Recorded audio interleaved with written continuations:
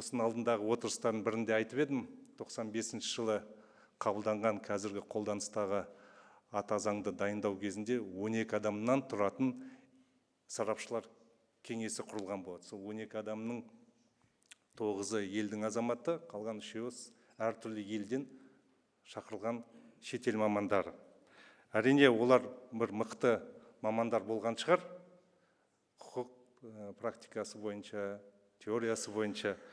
Бірақ біздің елдің тарихын, мәдениетін, болмысын қаншалықты жетік білді, ол жөнінде кесіп айта алмаймыз. Мұндай маңызды құжат әзірлеген кезде тарихта, мәдениетте, болмыста үлкен рөл атқарады.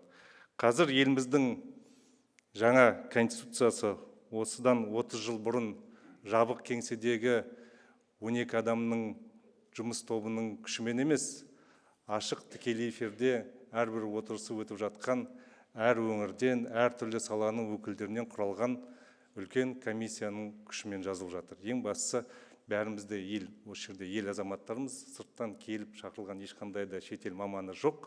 Себебі біз өз болашағымызды, өз тағдырымызды өзіміз анықтаймыз. Мен бұған дейін де айтқан болатын, бұл ең алдымен қазақ тілінде, мемлекеттік тілде жазылып жатқан конституция. Ел азаматтарының өз күшімен. Сондықтан да тағы да қайталап айтам, бұл шын мәнінде халықтық конституция. Бізге біреу сырттан келіп ақыл айтып отырған жоқ. Бұл өзіміз жиналып, өзіміз талқылап, дауласақ та өзіміз пікірлесіп, бір пікірге келіп, мемлекеттік, елдік, ұлттық мүдде тұрғысынан қабылдап жатқан конституция.